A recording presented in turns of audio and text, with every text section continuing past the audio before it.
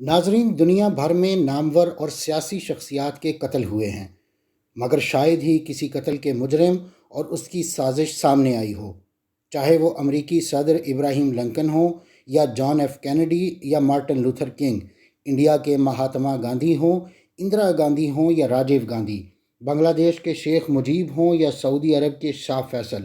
دنیا بھر کی طرح پاکستان میں بھی مشہور سیاسی اور حکمران شخصیات کے قتل ہوتے آئے ہیں۔ آج کی اس ویڈیو میں ہم ایسے ہی کچھ واقعات کی تفصیلات آپ کے سامنے پیش کر رہے ہیں۔ ناظرین، قیام پاکستان کے بعد سب سے پہلی سیاسی شخصیت جس کا قتل ہوا وہ نوابزادہ لیاقت علی خان کی ہے۔ آپ 1 اکتوبر 1895 کو انڈیا کے مظفر نگر میں پیدا ہوئے۔ نوابزادہ لیاقت علی خان نے جدوجہد پاکستان میں بہت اہم کردار ادا کیا۔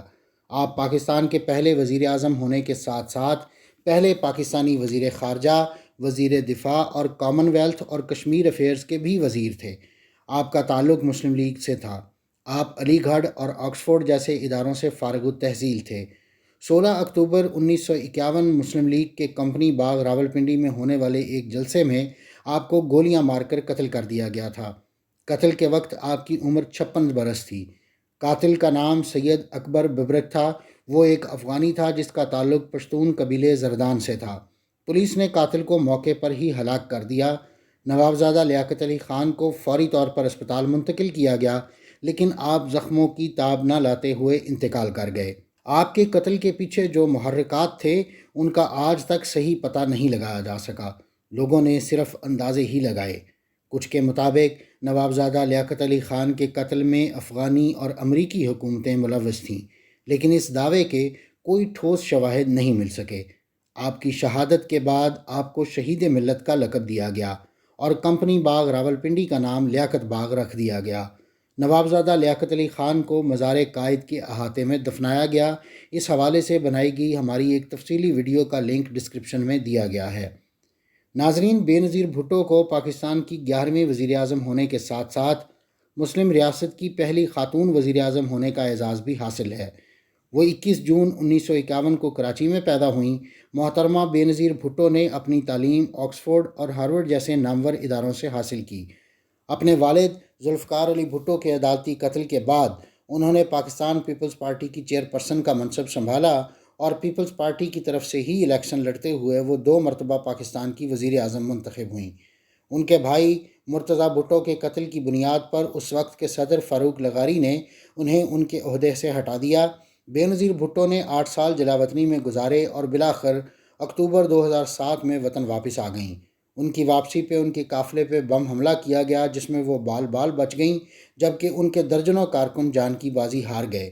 اس کے بعد بھی بے نظیر بھٹو نے اپنے آپ کو گھر تک محدود نہیں کیا اور حکومت وقت سے اپنی سیکیورٹی کا انتظام کرنے کی درخواست کی، لیکن انہیں خاطر خواہ سیکیورٹی فراہم نہیں کی گئی، اور تمام خدشات اور دھمکیوں کے باوجود انہوں نے 27 دسمبر 2007 کو لیاقت باغ راولپنڈی میں جلسہ کیا۔ اسی جلسے سے واپسی پر محترمہ بے نظیر بھٹو بم دھماکے میں شدید زخمی ہو گئیں۔ انہیں فوری طور پر راولپنڈی کے جنرل اسپتال لے جایا گیا، لیکن وہ جانبر نہ ہو سکیں۔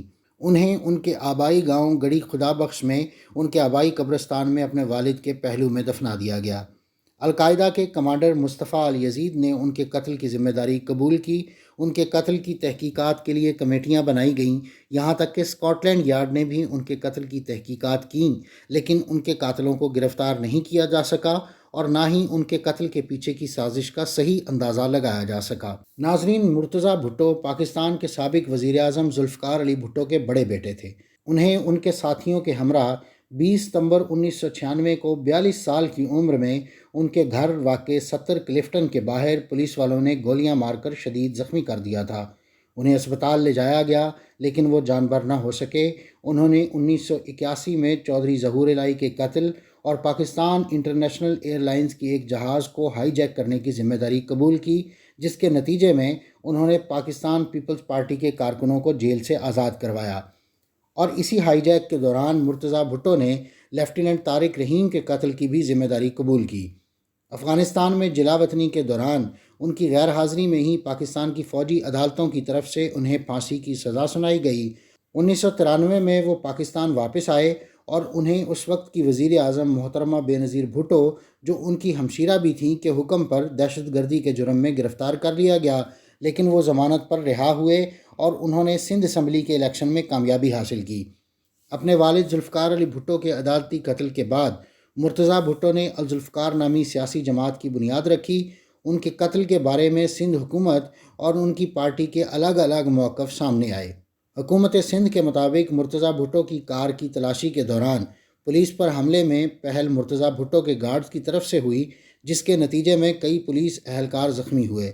پولیس نے جوابی کارروائی کی، جس کے نتیجے میں مرتضیٰ بھٹو اور ان کے ساتھی خالق حقیقی سے جا ملے، جبکہ مرتضیٰ بھٹو کے قریبی ساتھیوں کے بقول مرتضیٰ بھٹو پولیس افسران سے بات چیت کرنے کے لیے گاڑی سے باہر نکلے ہی تھے کہ پولیس والوں نے فائرنگ شروع کر دی، جس کے نتیجے میں مرتضیٰ بھٹو ساتھیوں سمیت جاں بحق ہو گئے تھے۔ مرتضیٰ بھٹو کو بھی ان کے آبائی قبرستان گڑھی خدا بخش میں دفن کیا گیا۔ ان کی بیٹی فاطمہ بھٹو کے بقول ان کے والد پر لگائے گئے تمام الزامات بے بنیاد تھے اور انہیں پھنسایا گیا تھا۔ حکیم محمد سعید پاکستان کے صوبہ سندھ کے گورنر ہونے کے ساتھ ساتھ ایک مشہور طبی ماہر، صوفی اور اسکالر تھے۔ وہ 20 جنوری 1920 کو نیو دہلی میں پیدا ہوئے۔ وہ دہلی یونیورسٹی اور قاہرہ کی انقرہ یونیورسٹی کے فارغ التحصیل تھے۔ 1948 میں انہوں نے ہمدرد لیبارٹریز نامی ایک ادارے کی بنیاد رکھی، جو آج پاکستان میں یونانی ادویات بنانے والا واحد بڑا ادارہ ہے۔ حکیم محمد سعید نے طب، فلسفی، سائنس، صحت، مذہب، قدرتی علاج اور ادب جیسے موضوعات پر تقریباً 200 کتب تحریر کیں۔ 17 اکتوبر 1998 کو ایک تقریب میں جاتے ہوئے ایک مسلح گروہ نے انہیں راستے میں گولیاں مار کر شہید کر دیا۔ ان کے قاتلوں کو DIG فاروق امین قریشی نے گرفتار کیا، جو اس وقت CCPO کراچی تھے۔ 26 اپریل 2014 کو انسداد دہشت گردی کی عدالت نے ملزمان کو پھانسی کی سزا سنائی۔ ملزمان کی جانب سے اپیل دائر کی گئی، جس پر سندھ حکومت نے حکیم محمد سعید کے قتل میں ملوث تمام ملزمان کو بری کر دیا، جن کی تعداد 9 تھی، اور ان کا تعلق پاکستان کی سیاسی جماعت متحدہ قومی موومنٹ سے بتایا جاتا ہے۔ اور بعد ازاں سپریم کورٹ نے بھی ملزمان کی بریت کے سندھ ہائی کورٹ کے اس فیصلے کو برقرار رکھا۔ ناظرین، 25 ستمبر 1981 کو ممتاز مسلم لیگ رہنما چودھری ظہور الہی اپنی کار میں لاہور ہائی کورٹ کے سابق چیف جسٹس مشتاق حسین کو ان کے گھر چھوڑنے جا رہے تھے۔ ان کے ہمراہ سینئر قانون دان M.A. رحمان ایڈوکیٹ بھی سفر کر رہے تھے، جنہوں نے بھٹو کے مقدمہ قتل میں پبلک پروسیکیوٹر کے فرائض سر انجام دیے تھے۔ دوپہر 2 بجے کے وقت جب ان کی کار ماڈل ٹاؤن میں نرسری چوک کے قریب پہنچی تو ایک نامعلوم شخص نے کار پر دستی بم پھینکا اور 4 نامعلوم افراد نے گولیوں کی بوچھاڑ کر دی۔ اس فائرنگ کے نتیجے میں چودھری صاحب اور ان کا ڈرائیور نسیم موقع پر جاں بحق ہو گئے، جبکہ جسٹس مشتاق حسین کو معمولی زخم آئے۔ بعد ازاں اس قتل کی ذمہ داری میر مرتضیٰ بھٹو نے قبول کر لی اور کہا کہ یہ ان کی تنظیم الذوالفقار کا کارنامہ ہے۔ کچھ ہی دنوں بعد 20 نومبر 1981 کو قانون نافذ کرنے والے اداروں نے کراچی میں لالا اسد نامی ایک دہشت گرد کو ہلاک کیا، جس پر الزام تھا کہ وہ چودھری ظہور الہی کے قاتلوں میں شامل تھا۔ اس کے بعد حکومت نے الذوالفقار کے کئی 100 تخریب کاروں اور دہشت گردوں کو بھی گرفتار کیا۔ لاہور میں 1946 میں پیدا ہونے والے سلمان تاثیر کے والد ڈاکٹر محمد دین تاثیر شاعر، ادیب اور دانشور تھے۔ اس لحاظ سے سلمان تاثیر ملک کے دانشور طبقے اور اشرافیہ میں پلے بڑھے۔ انہوں نے سینٹ اینتھنی اسکول لاہور سے ابتدائی تعلیم حاصل کی۔ اگرچہ کم عمری میں ہی ان کے والد انتقال کر گئے، تاہم وہ وفات سے پہلے ان کی تعلیم و تربیت کے لیے کچھ رقم چھوڑ گئے تھے۔ ان کی والدہ نے ان کو تعلیم کے لیے برطانیہ بھیجا، جہاں وہ دن کو کام اور رات کو سٹڈی کرتے تھے۔ انہوں نے 1980 کی دہائی کے جنرل ضیاء کے ہاتھوں سابق وزیر اعظم ذوالفقار علی بھٹو کی حکومت کے خاتمے اور پھر ان کی گرفتاری اور پھانسی کے خلاف احتجاجی مظاہروں میں بھی حصہ لیا اور جیل بھی کاٹی۔ اپنی سیاسی کیریئر کے دوران سلمان تاثیر 16 بار گرفتار اور کئی بار نظر بند ہوئے۔ انہوں نے سن 1980 میں ذوالفقار علی بھٹو کی سوانح عمری بھی لکھی۔ 1988 کے انتخابات میں وہ PPP کے ٹکٹ پر لاہور سے پنجاب اسمبلی کے رکن منتخب ہوئے اور 1990 میں ڈپٹی اپوزیشن لیڈر اور بعد ازاں قائد حزب اختلاف کے طور پر خدمات سر انجام دیتے رہے۔ سلمان تاثیر کو 2008 میں سابق فوجی صدر جنرل پرویز مشرف نے پاکستان کے سب سے بڑے صوبے پنجاب کا گورنر مقرر کیا تھا۔ ان کی تعیناتی کی سفارش فروری 2008 کے انتخابات کے بعد برسر اقتدار آنے والی جماعت پاکستان پیپلز پارٹی نے کی تھی۔ انہیں توہین رسالت کی ملزمہ آسیہ بی بی کی حمایت اور توہین رسالت کے قانون کی مخالفت کرنے پر ان کے باڈی گارڈ ممتاز قادری نے اسلام آباد میں گولیاں مار کر قتل کر دیا تھا۔ ناظرین، جامعہ دارالعلوم حقانیہ کے محتمم اور جمعیت العلماء اسلام سمیع الحق کے سربراہ مولانا سمیع الحق کا تعلق دینی گھرانے سے تھا۔ وہ 18 دسمبر 1937 کو اکوڑا خٹک میں پیدا ہوئے۔ مولانا سمیع الحق دفاع پاکستان کونسل کے چیئرمین اور جمعیت علماء اسلام سمیع الحق گروپ کے سربراہ تھے۔ مولانا سمیع الحق سینٹ کے رکن بھی رہے۔ وہ جامعہ دارالعلوم حقانیہ اکوڑا خٹک کے سربراہ بھی تھے۔ مولانا سمیع الحق نے خود بھی دارالعلوم حقانیہ سے تعلیم حاصل کی، جس کی بنیاد ان کے والد مولانا عبدالحق نے رکھی تھی۔ مولانا سمیع الحق کا شمار ملک کی مذہبی اور سیاسی شخصیات میں ہوتا تھا۔ انہوں نے مختلف مکاتب فکر کو ایک پلیٹ فارم پر جمع کرنے اور متحدہ مجلس عمل کے قیام میں اہم کردار ادا کیا۔ انہیں طالبان کا استاد بھی کہا جاتا ہے۔ طالبان رہنما ملا محمد عمر بھی انہی کے مدرسے کے پڑھے ہوئے تھے۔ مولانا سمیع الحق پر راولپنڈی کی ایک نجی ہاؤسنگ سوسائٹی میں واقع ان کے گھر کے اندر حملہ کیا گیا۔ مولانا سمیع الحق عصر کے بعد اپنے گھر پر آرام کر رہے تھے۔ ان کے ڈرائیور اور محافظ کچھ دیر کے لیے باہر گئے۔ جب واپس آئے تو مولانا اپنے بستر پر پڑے تھے۔ ان پر چھریوں سے وار کیے گئے تھے۔ انہیں شدید زخمی حالت میں اسپتال منتقل کیا گیا، جہاں وہ زخموں کی تاب نہ لاتے ہوئے دم توڑ گئے۔ ناظرین، ضلع ساہیوال کی تحصیل چیچا وطنی سے تعلق رکھنے والے مولانا اعظم طارق نے 1976 تک اپنے آبائی دینی ادارے انوار الاسلام میں رہ کر پرائمری کے ساتھ قرآن کریم بھی حفظ کیا تھا۔ اپنی تعلیم جامعہ الاسلام بنوریہ ٹاؤن کراچی سے مکمل کرنے کے بعد کراچی میں ہی رہ کر جامعہ محمودیہ کے صدر، مدرس اور ناظم اعلیٰ کی حیثیت سے خدمات پیش کیں۔ خطابت کا آغاز جامع مسجد صدیق اکبر ناگن چورنگی کراچی سے کیا۔ 6 ستمبر 1985 کو مولانا حق نواز جنگوی نے سپاہ صحابہ کی بنیاد رکھی تو آپ ان سے بے حد متاثر ہوئے۔ چنانچہ آپ نے اپریل 1987 میں باقاعدہ طور پر سپاہ صحابہ سے وابستہ ہونے کا اعلان کر دیا۔ ابتدا میں کراچی اور پورے سندھ میں جماعت کی ذمہ داریاں احسن طریقے سے نبھائیں۔ انہوں نے جیل سے الیکشن لڑا اور کامیاب بھی ہوئے۔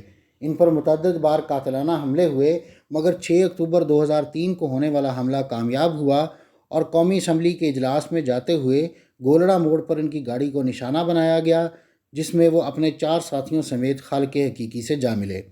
ناظرین، متحدہ قومی موومنٹ سے وابستہ رکن قومی اسمبلی علی رضا عابدی کو 25 دسمبر 2018 کی شب کراچی کے علاقے ڈیفنس میں خیابان اتحاد کے قریب واقع گھر کے باہر قتل کر دیا گیا تھا۔ ان کے والد اخلاق عابدی کی جانب سے درج کرائی گئی FIR کے مطابق 25 دسمبر کو وہ اپنے گھر کے گراؤنڈ فلور پر موجود تھے کہ رات کو 8:30 بجے گھر کے مین گیٹ پر فائرنگ کی آواز آئی تو وہ لاؤنج کا دروازہ کھول کر مین گیٹ کی طرف دوڑے۔ اسی دوران مزید فائرنگ کی آواز سنائی دی اور جیسے ہی وہ گیٹ پر پہنچے تو دیکھا کہ ایک موٹر سائیکل پر سوار پینٹ شرٹ میں ملبوس نوجوان فائرنگ کرتے ہوئے بھاگ رہا ہے اور ان کا بیٹا علی رضا عابدی سفید رنگ کی فارچونر گاڑی میں شدید زخمی حالت میں ڈرائیونگ سیٹ پر ڈھلکا ہوا تھا۔ ناظرین، پاکستان کے وفاقی وزیر برائے اقلیتی امور اور مسیحی رہنما شہباز بھٹی 9 ستمبر 1968 کو خوشپور سمندری میں پیدا ہوئے تھے۔ 1985 میں انہوں نے آل پاکستان مائنارٹیز الائنس کے قیام میں فعال حصہ لیا اور اس کے چیئرمین منتخب ہوئے۔ وہ کرسچین لبریشن فرنٹ کے بھی سربراہ تھے۔ 2002 میں وہ پاکستان پیپلز پارٹی میں شامل ہوئے اور 2008 میں پاکستان پیپلز پارٹی کی نامزدگی پر قومی اسمبلی کے رکن منتخب ہوئے اور 2 نومبر 2008 کو وہ وفاقی وزیر کے منصب پر فائز ہوئے۔ شہباز بھٹی کو 2 مارچ 2011 کو مسلح افراد نے اسلام آباد میں فائرنگ کر کے قتل کر دیا۔ بعد ازاں اس قتل کی ذمہ داری طالبان نے قبول کر لی اور اس کا سبب یہ بتایا کہ شہباز بھٹی گستاخ رسول تھے۔ 4 مارچ 2011 کو فیصل آباد کے قریب ان کے آبائی گاؤں خوشپور میں انہیں سپرد خاک کر دیا گیا۔ ناظرین، یہ تھی آج کی ویڈیو۔ اگلی ویڈیو تک کے لیے مجھے اجازت دیجیے۔ اللہ حافظ۔